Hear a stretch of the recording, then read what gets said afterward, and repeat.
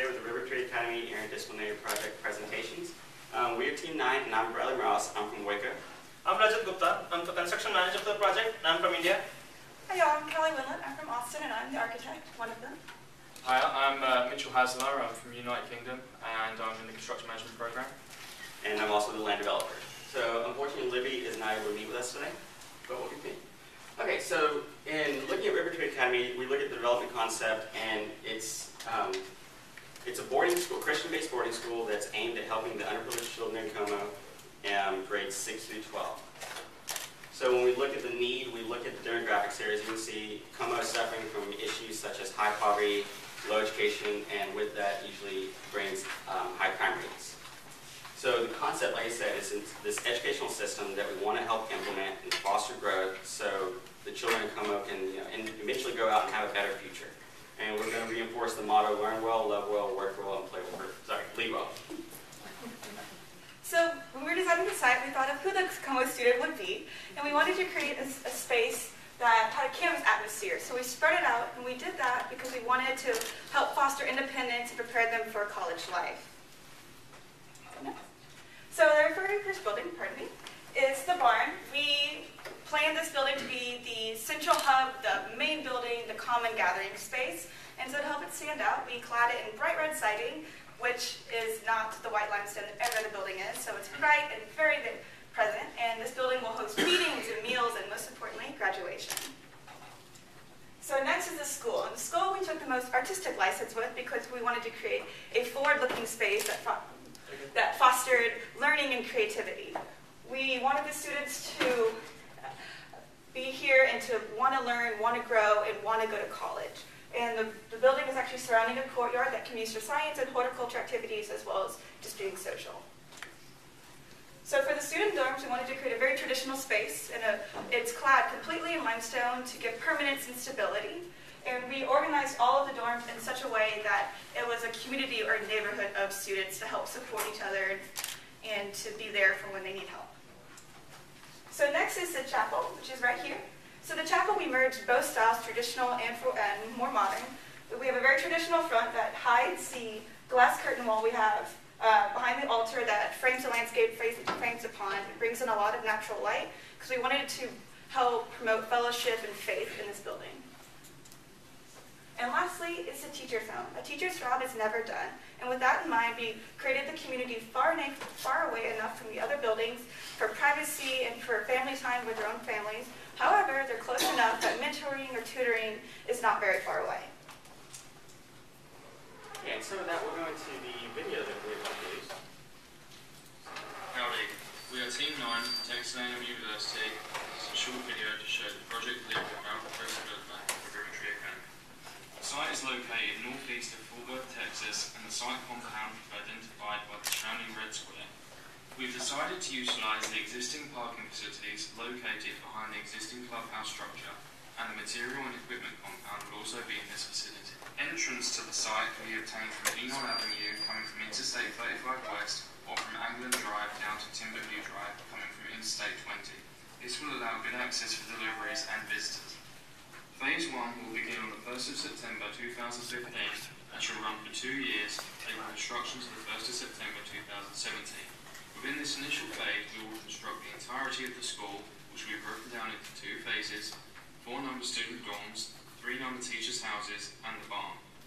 The design of our residential properties will consist of a timber frame construction with exterior limestone cladding and shall have an architectural felt shingle roof finish. The school shall be constructed of a steel frame structure with a large amount of curtain walling and shall be finished with an architectural metal standing seam roof. Phase 2 will then follow on starting on the 14th of August 2017, running until the 6th of September 2019, and again lasting for 2 years. This phase will provide for 1 year of fundraising before construction of 5-number student dorms, the chapel, and 4-number teachers' houses. The chapel will also be constructed of a timber frame structure with limestone cladding and shall feature large glass windows and shall also feature an architectural metal standing seam roof. This can be seen by the yellow structures identifying Phase 2 construction.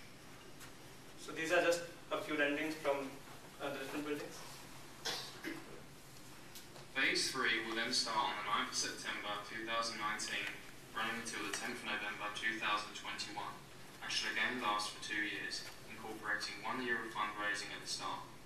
Construction for final buildings will then start in year 6 and shall consist of the last 4 student dorms, bringing the total capacity to 208 students, and the last 6 teachers' houses, bringing the total number to 13 teachers' houses overall. As for the delivery of the project goes, we have advised the use of design-build bridging method. Design-build bridging because it allows for the owner to set up guidelines for to implement his own vision for the project while still allowing the architect enough freedom for the design. And yep. Okay, thank you, Rochelle. Hopefully you can all understand that video. I know the accent sometimes throws people off. Okay, so we're going to talk a little bit about the financial delivery of the project now. As you saw in the video, it's a 3-phase project running 2 years each phase. So the first phase is going to be the most top-heavy phase. It's going to run about 6.3 million, and that will get you a good foundation for the school and the dorms and everything else. The second phase is going to run from 2017 to 2019, and again it's around about 2.6 million, but we're actually going to incorporate a fundraising year at the start. So the 2 years is going to be first year fundraising and second year construction. Then we're going to move into phase 3, 2019 to 2021. Same deal, same structure as phase 2, a fundraising year at the start and then construction following on from there.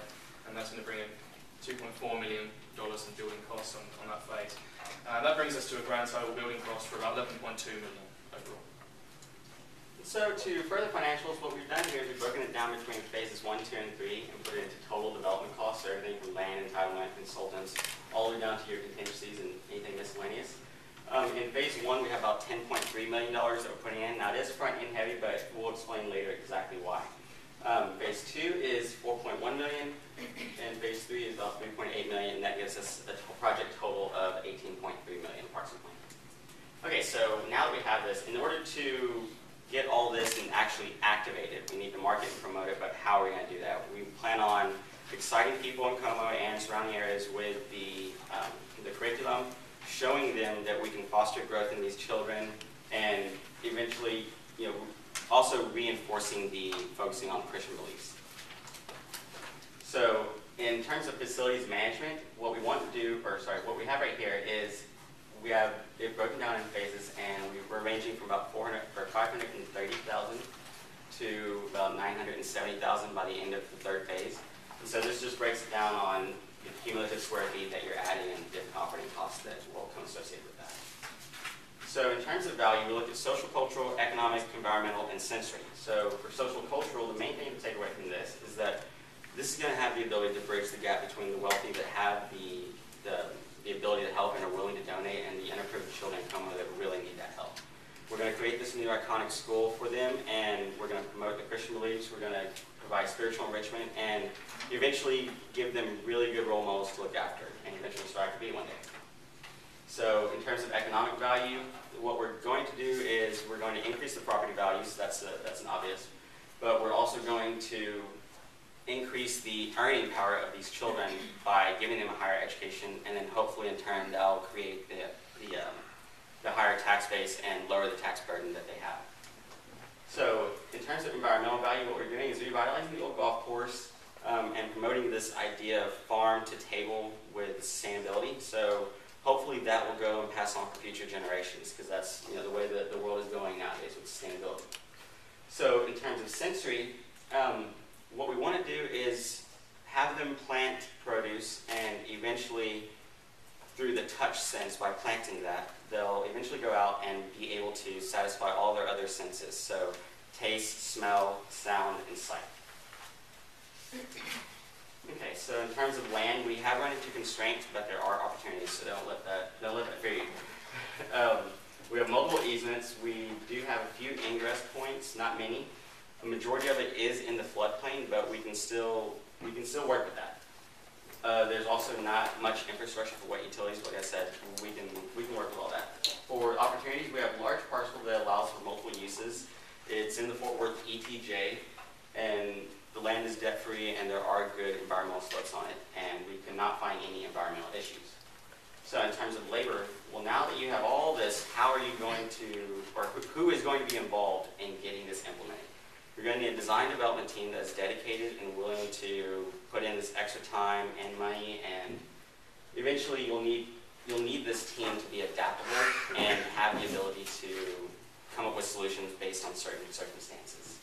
Like I said, you'll have to include the staff and teachers and then also have goals set. In conclusion, we've come up with total development costs of about $18.3 million and in operating costs about $970,000 at the end of the third phase. So with that, we thank you for your time.